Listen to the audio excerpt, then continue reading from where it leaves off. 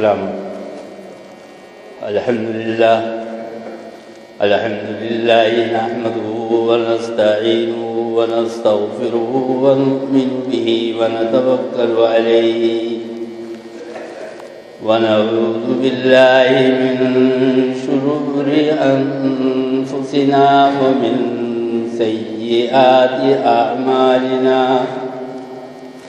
من يهده الله فلا مضل له ومن يضلله فلا هادي له ونشهد أن لا إله إلا الله وحده لا شريك له ونشهد أن سيدنا ونبينا ومولانا محمدا عبده ورسوله صلى الله تعالى على خير خلقه محمد وآله وأصحابه أجمعين أما بعد فأعوذ بالله من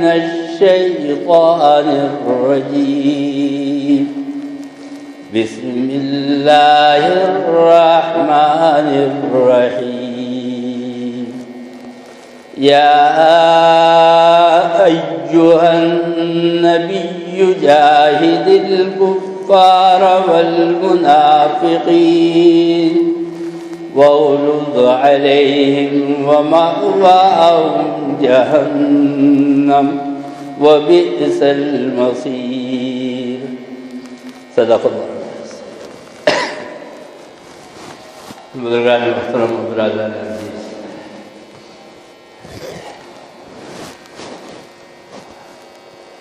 اس وقت میں نے 28ویں سپارے کی سورہ تحریم سے 9ویں آیت آپ کے سامنے تلاوت کی ہے.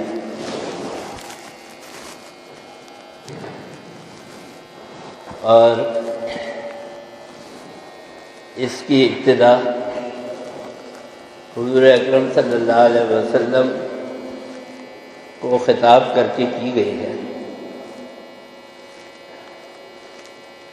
اس کا ترجمہ یہ ہے: اے نبی صلی اللہ علیہ وسلم، آپ کفار کے ساتھ جہاد کیجیے اور منافقین کے ساتھ جہاد کیجیے. وغلظ علیہم، اور ان کے لیے آپ سخت ہو جائے، پتھر ہو جائے، نرمی نہ کریں ان کے ساتھ. میں تو کہتا ہوں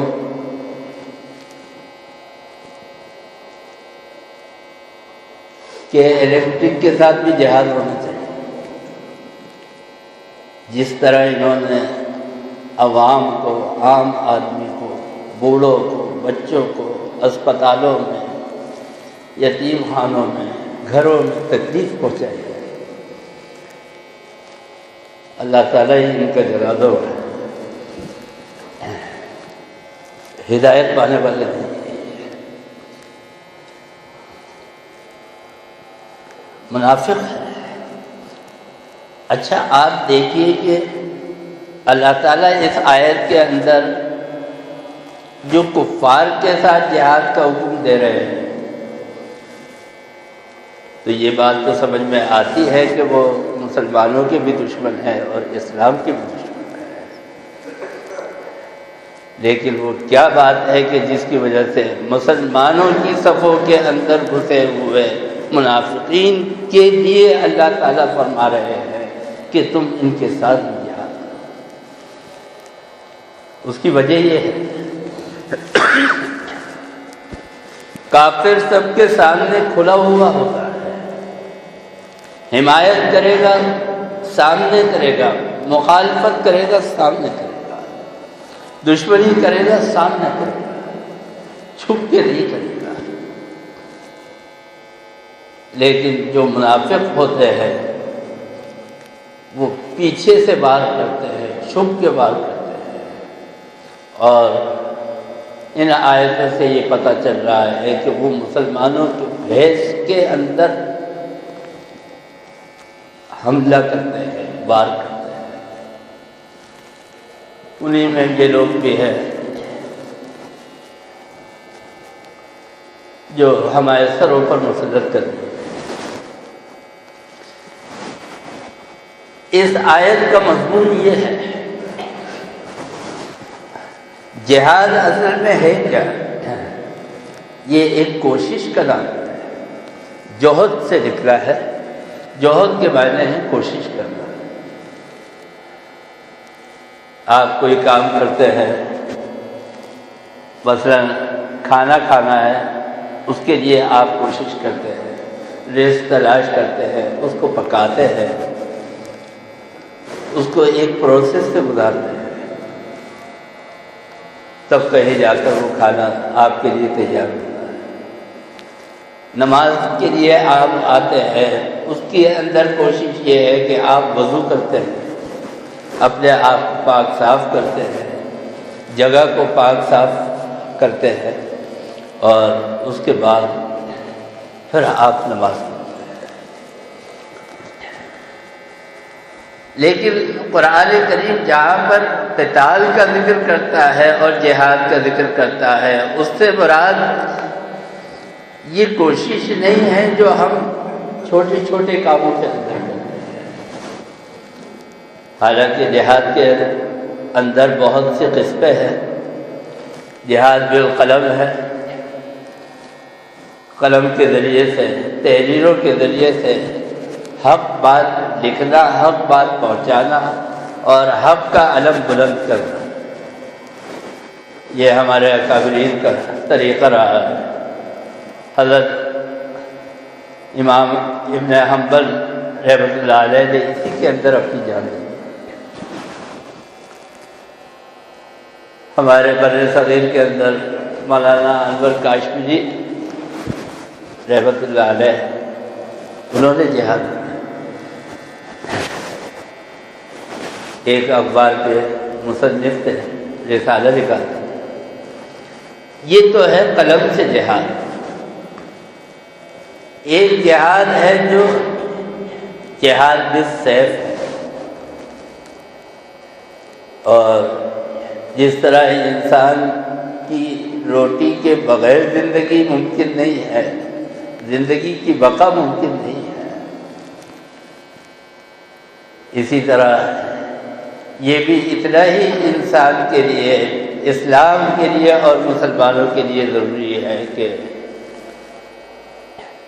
وہ اس کی اہمیت کو سمجھے اور پہچانے۔ اس لیے کہ ہم اور آپ دیکھتے ہیں اپنے معاشرے کے اندر ہر چیز کا ایک وقت ہوتا ہے۔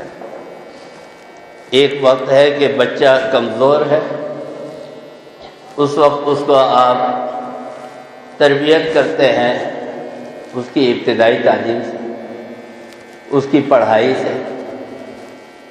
پھر آپ جب وہ کچھ بڑا ہوتا ہے تو پھر اس کی تربیت کرتے ہیں، اس کو ہنر سکھاتے ہیں، اس کے اندر مزید صلاحیتیں ابھارتے ہیں۔ پھر اس کے بعد اور بڑا ہوتا ہے، معاش کے لیے نکلتا ہے، اپنے کیریئر کے لیے نکلتا ہے، پھر اور چلتے ہیں۔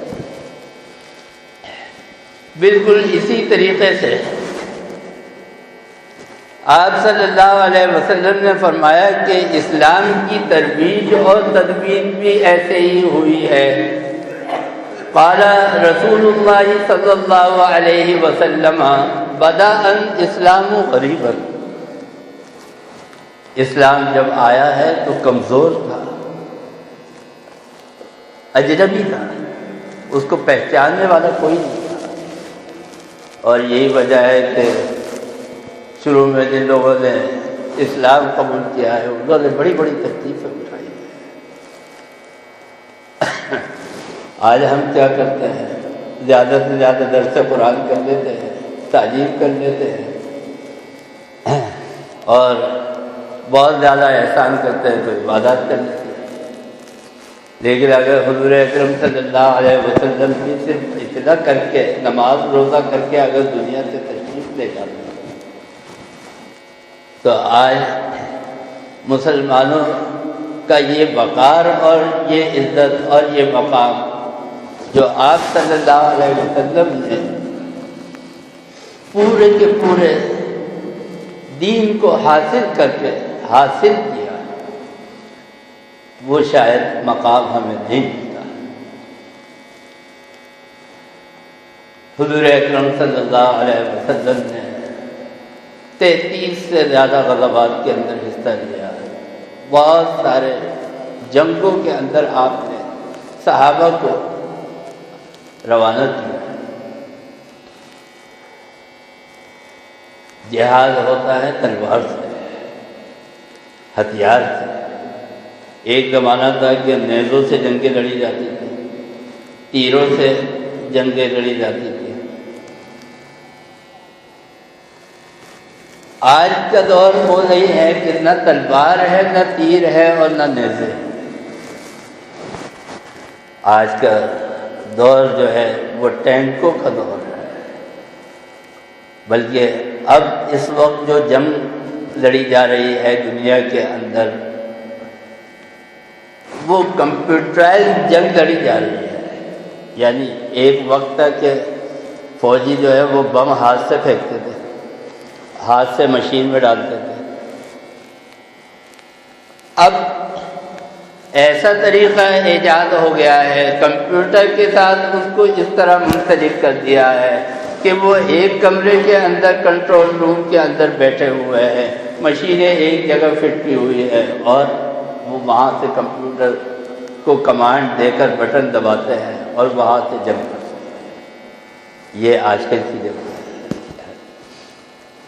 لیکن وہ تلوار جس سے سرکار دو عالم صلی اللہ علیہ وسلم نے جنگ لڑی، تلوار اگر اس کے اندر زنگ لگ جائے، لوہے کی ہو، ہتھیار لوہے سے بنتے ہیں، نیزہ ہو یا تلوار ہو، تو یہ کسی کام کی نہیں۔ فرمایا کہ شمشیر نیک دان بدجو کند کسے، آ رہی ہے لکڑی کو کاٹتی ہے، لیکن اگر اس کے اوپر زنگ لگ جائے یہ اپنا کام چھوڑ دے۔ اسی طریقے سے تلوار ہے، اس کے اوپر زنگ لگ جائے یہ اپنا کام نہیں کرے۔ شمشیر نیک دان بدجو کند کسے، نا کسب تربیت نہ شبد اے حکیم کس۔ اسی طرح ایک فوجی ہے، وہ فوجی اگر جنگ نہ لڑے، اگر لڑائی کے اندر حصہ نہ لے، اگر آرام پسند ہو جائے، اگر ایک نوجوان اپنی صلاحیتوں کو استعمال نہ کرے، اس کی صلاحیتوں کو زنگ لگنا شروع ہو جائے، پھر وہ لڑنے کے قابل نہیں رہتا۔ آج آپ کسی سے بولیں کہ بھائی فلانے ملک کے اندر جنگ ہو رہی ہے، وہاں مسلمانوں کے ساتھ ظلم ہو رہا ہے، فلسطین کے اندر، کشمیر کے اندر، آؤ جہاد کے لیے چلیں۔ وہ کہے گا مجھے ٹکا بریانی چاہیے، بروست چاہیے، مجھے تو کھانے کے لیے یہ چیزیں چاہیے، میں جنگوں میں نہیں لڑتا۔ کیوں؟ اس لیے کہ جب آدمی عیش پرستی کے اندر آ جاتا ہے تو اس عیش پرستی اس کے جسم کو کمزور کر دیتی ہے۔ اور میں نے پچھلے جمعے بھی یہ بات عرض کہی تھی کہ انسان کی روحانی طاقت بھی کمزور ہو جاتی ہے اور انسان کی جسمانی اور بدنی طاقت بھی کمزور ہو جاتی ہے۔ تو تلوار ایسا ہتھیار ہے کہ جو جنگ کا ہتھیار ہے، لیکن اس کے اندر سے زنگ کھرچنا پڑتا ہے۔ حدیث کے الفاظ آگے یہ ہیں، بدأ الاسلام غریبا وسیعود غریبا۔ جب تھوڑے سے لوگ ہیں تو کتنے لوگ تھے؟ حضور اکرم صلی اللہ علیہ وسلم جب نکلے ہیں اور حضرت علی کرم اللہ وجہہ آپ کے اوپر ایمان لائے ہیں تو اب تبلیغ کے لیے نکل رہے ہیں، کفار سے مقابلے کے لیے نکل رہے ہیں۔ تو جب لوگوں کو جا کر اسلام کی طرف بلاتے تھے تو کفار قریش کے لوگ مذاق اڑاتے تھے۔ اچھا، حضرت علی کرم اللہ وجہہ کا قد چھوٹا تھا، پست تھا، اور حضرت ابو بکر صدیق رضی اللہ تعالی عنہ کا قد لمبا تھا۔ تو حضرت علی کرم اللہ وجہہ حضور اکرم صلی اللہ علیہ وسلم کے مقابلے میں بہت چھوٹے معلوم ہوتے تھے۔ تو جب حضور اکرم صلی اللہ علیہ وسلم کے ساتھ جاتے تھے تو قریش کہتے تھے یہ 1.5 آدمی اسلام پھیلائیں گے، یعنی حضور صلی اللہ علیہ وسلم اور یہ حضرت علی، یہ بچے ہیں، یہ آدھا لڑکا، یہ اسلام پھیلائیں گے۔ وَسَيَعُودُ غَرِيبًا، حضور اکرم صلی اللہ علیہ وسلم نے فرمایا کہ ایک وقت آئے گا کہ اسلام دوبارہ طاقت کی طرف لوٹے گا۔ اور ایک اور حدیث میں آپ صلی اللہ علیہ وسلم نے فرمایا کہ لا یبقی علی ظہر الارض،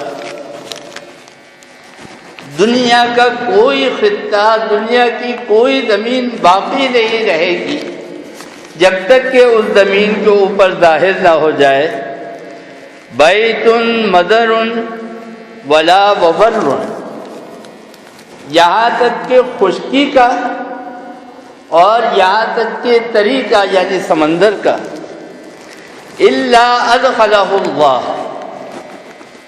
جہاں اسلام داخل نہ ہو جائے، کلمت اسلام، اور وہاں پر اسلام کا دین نافذ نہ ہو جائے، دنیا میں کوئی خطہ باقی نہیں بچے گا۔ اور یہ ہماری اور آپ کی بات نہیں ہے، یہ کسی گورنمنٹ کا نوٹیفیکیشن نہیں ہے کہ وعدے پہ عمل ہو یا نہیں ہو، یہ بات اللہ اور اس کے رسول کی بات ہے اور نبی کی بات پوری ہو کر رہتی ہے۔ فرمایا کہ برسوں فلاسفی کی چنا اور چنی رہی، برسوں فلاسفی کی چنا اور چنی رہی، لیکن خدا کی بات جہاں کی وہی رہی۔ حضور اکرم صلی اللہ علیہ وسلم نے فرمایا کہ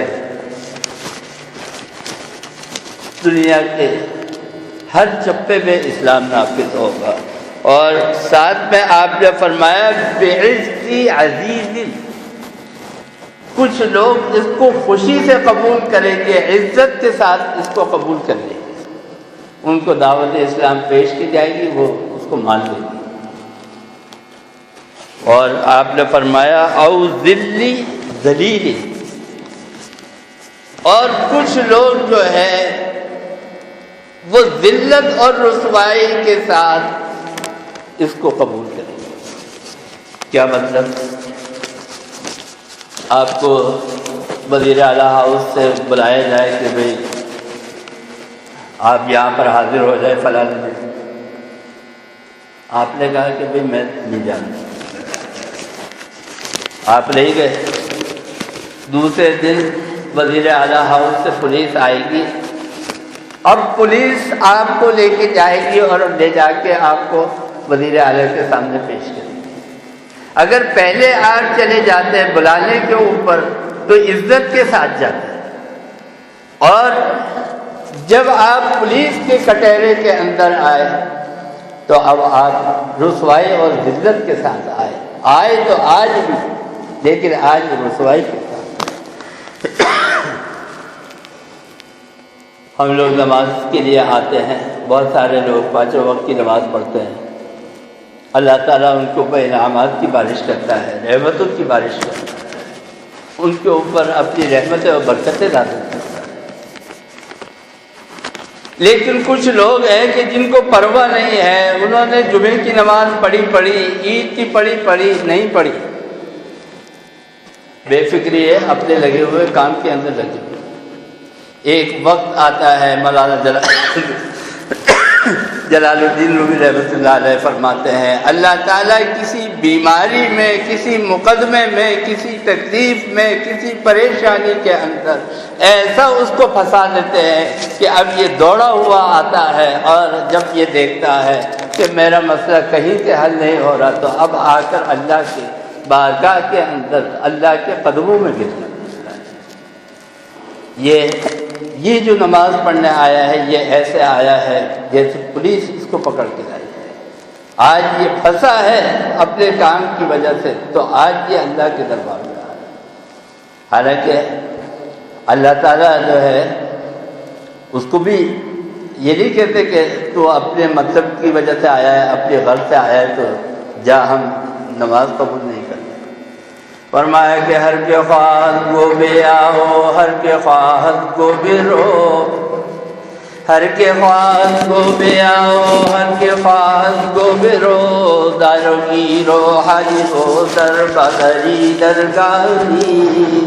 اللہ تعالیٰ کہتے ہیں یہ آیا تو ہے میرے دربار میں، چلو اسی حاضری کو قبول کرو۔ اللہ تعالیٰ اس کو بھی قبول کرو۔ میں یہ بتا رہا تھا کہ انسان خوشی سے آئے تب حدیث ہمیں یہ بتا رہی ہے کہ اسلام تو اپنا نظام اس روئے زمین کے اوپر قائم کر کے رہے گا۔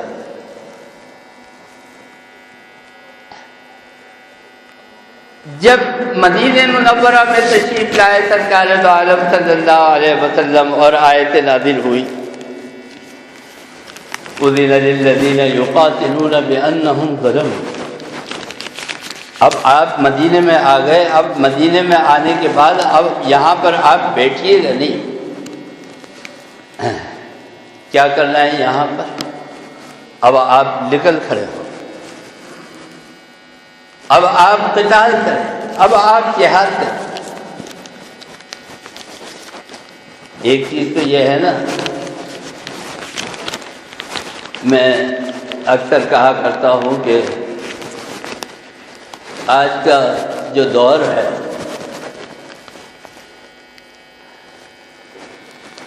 جس طرح ہمارے اوپر لوگ مسلط ہیں، تو جب تک ہم روئیں گے نہیں، جب تک ہم پیٹیں گے نہیں، جب تک ہم جا کے ان کے سر نہیں پھوڑیں گے، ان کے اوپر کوئی اثر نہیں ہوگا۔ کیوں؟ آپ بیٹھے رہیے، پانی نہیں آ رہا، بہت سے علاقے غریب بستیاں میں نے دیکھی ہیں 10 سال سے پانی نہیں آ رہا، مشین سے بھی پانی نہیں آ رہا۔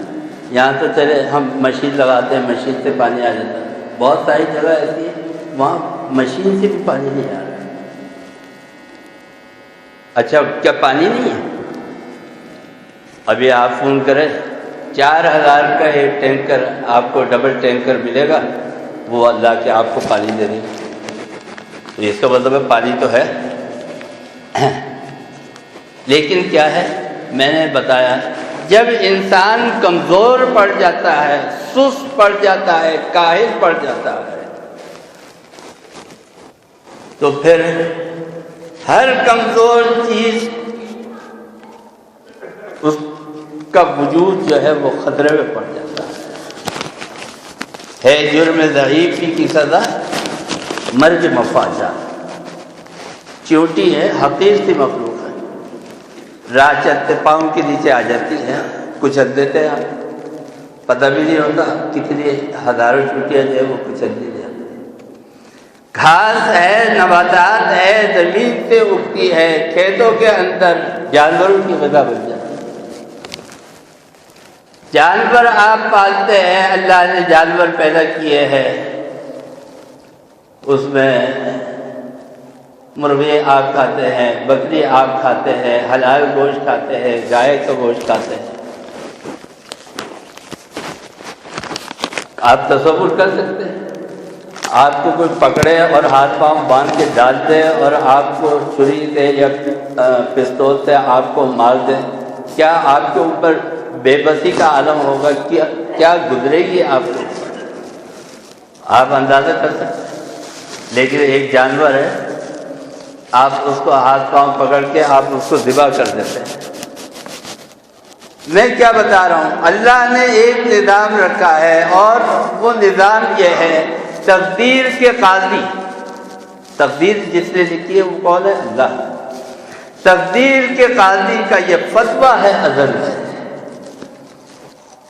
تقدیر کے قاضی کا یہ فتویٰ ہے ازل سے، ہے جرم ضعیفی کی سزا مرگ مفاد۔ میں جو یہ حدیث آپ کے سامنے بیان کر رہا تھا کہ مسلمان، حدیث بتا رہی ہے کہ ایک وقت تک کمزور تھے، پھر آپ صلی اللہ علیہ وسلم نے فرمایا کہ ایک وقت آئے گا کہ طاقتور ہو جائے گا، اور ایک وقت آیا دنیا نے دیکھا کہ مسلمان ساری دنیا کے اوپر چھائے ہوئے تھے۔ آج ہمارے خلفائے راشدین کا اور ہمارے صحابہ کرام کا نام تاریخ کے اندر عزت کے ساتھ لیا جاتا ہے، ساری دنیا کو فتح کیا ہے۔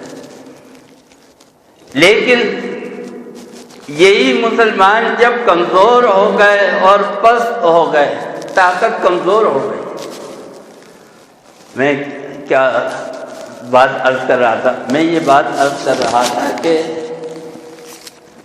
جد و جہد یعنی جہاد، کوشش، یہ کب ہوتی ہے؟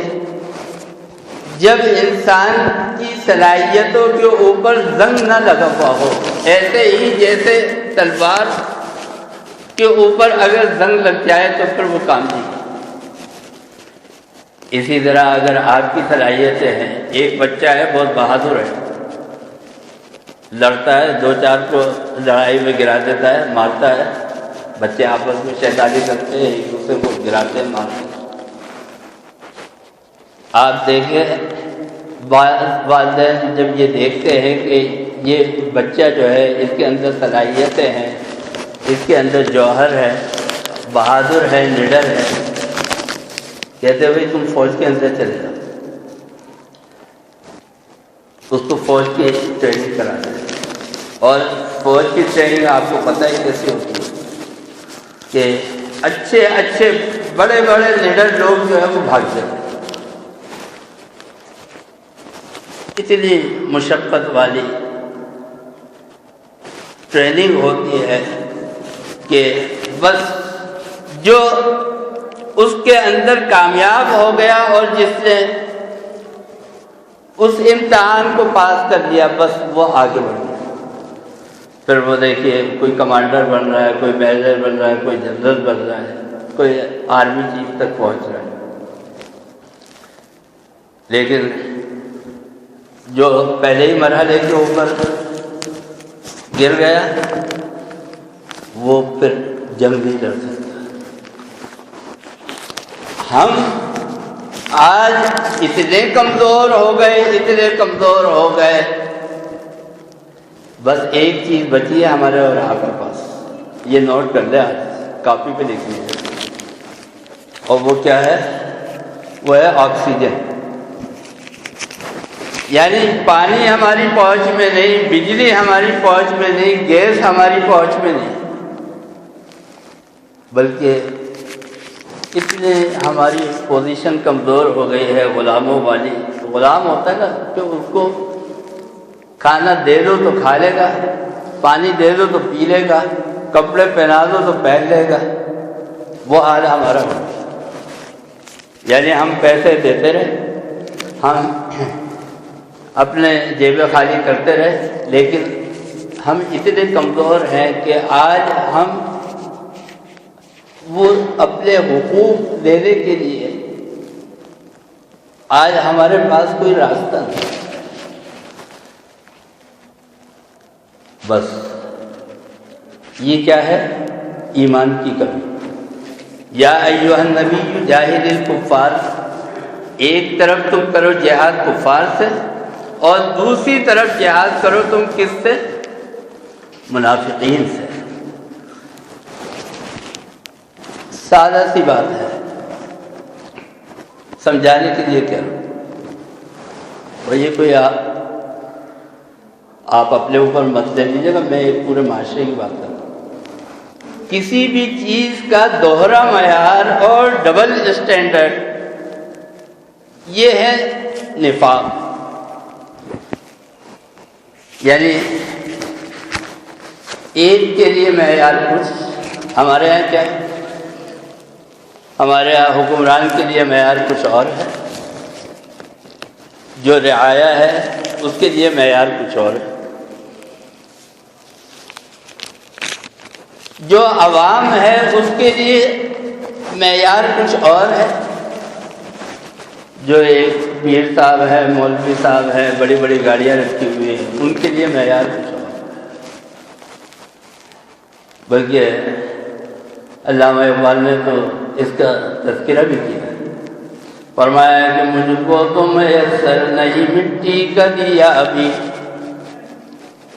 مجھ کو تو میسر نہیں مٹی کا دیا ابھی، گر پیر کا بجلی کے چراغوں سے ہے روشن۔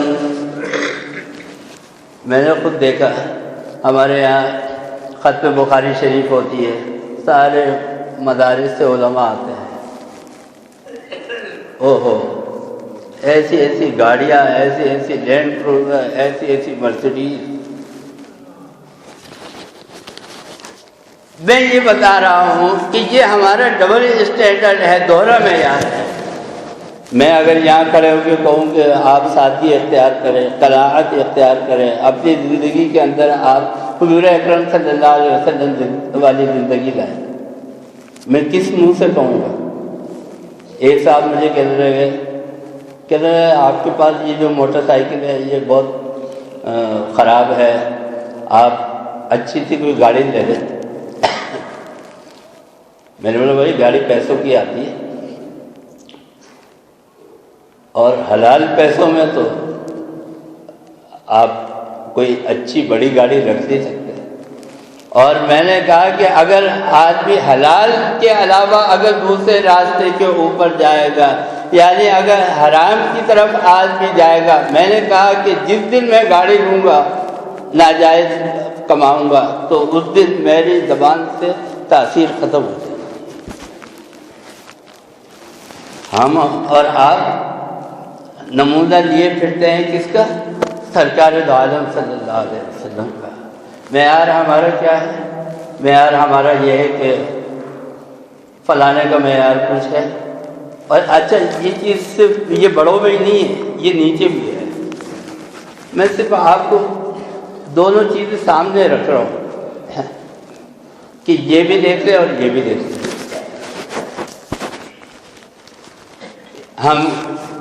ہم کہتے ہیں کہ ایک کے لیے معیار یہ ہے کہ مولوی صاحب آپ نے کریڈٹ کارڈ رکھا ہوا، یہ تو سود ہے۔ فلانے صاحب کو کہتے ہیں آپ نے بینک میں پیسہ رکھا ہوا ہے، ڈپازٹ رکھا ہوا ہے، یہ تو سود ہے۔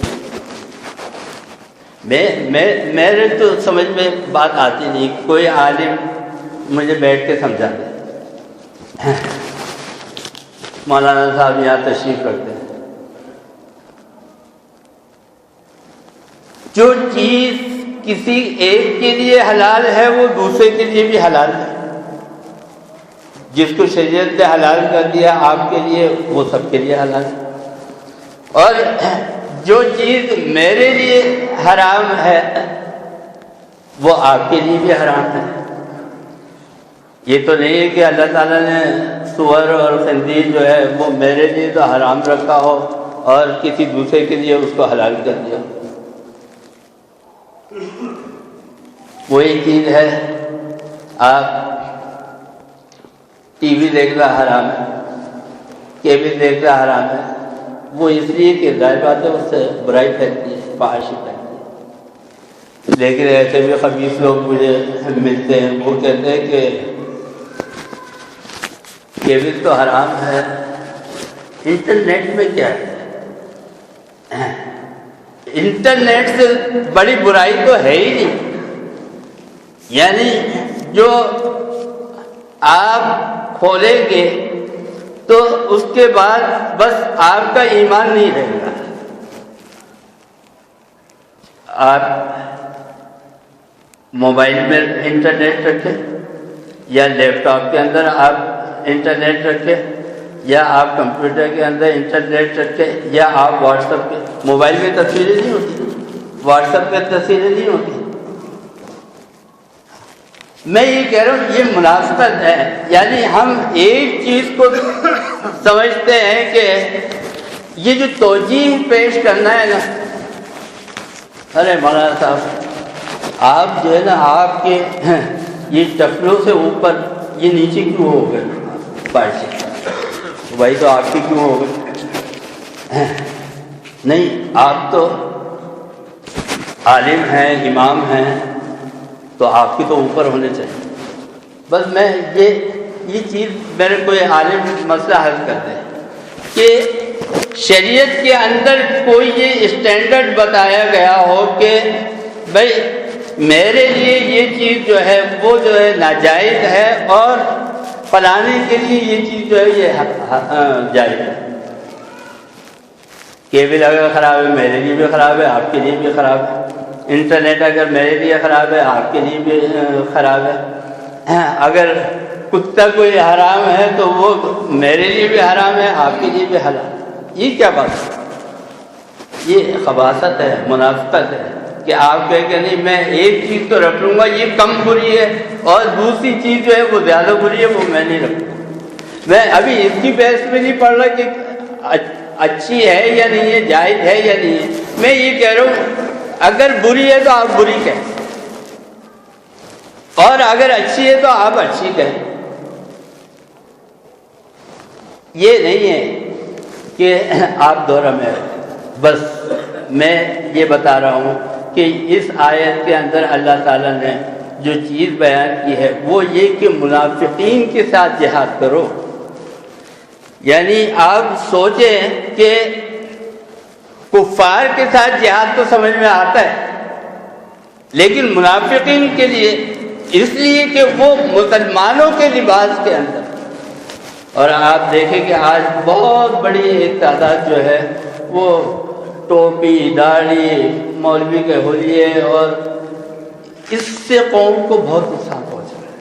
آپ یقین مانیں ہم دنیا کے اندر رسوا ہو رہے ہیں اس لیے کہ لوگ دیکھتے کہ بھائی ہم تو سمجھے تھے اس کو یہ بہت درویش آدمی ہے لیکن معلوم ہوا کہ یہ جو ہے آج انشورنس کا پیسہ ہم کھا رہے ہیں، آج جو ہے کریڈٹ کارڈ کا پیسہ ہم کھا رہے ہیں، آج ہم بہت سارے ایسے کاروبار کر رہے ہیں ہم سمجھتے بول جائے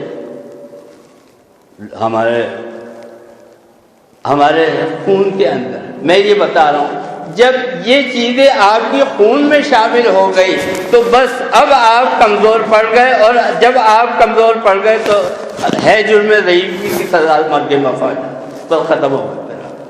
تو یہ چیز ہے اللہ تعالیٰ نے ہمیں اور آپ کو اس کے اندر ہوشیار کیا ہے، خبردار کیا ہے. ہمیں ایمان کی طاقت سے اس چیز کو ختم کرنا چاہیے، اپنے اندر ایمانی اور روحانی طاقت کو پیدا کرنا چاہیے. اللہ تعالیٰ ہمیں اور آپ کو سب کا عمل کی توفیق عطا فرمائے. اللہم ارنا الحق حقا وارزقنا اتباعه وارنا الباطل باطلا وارزقنا اجتنابه.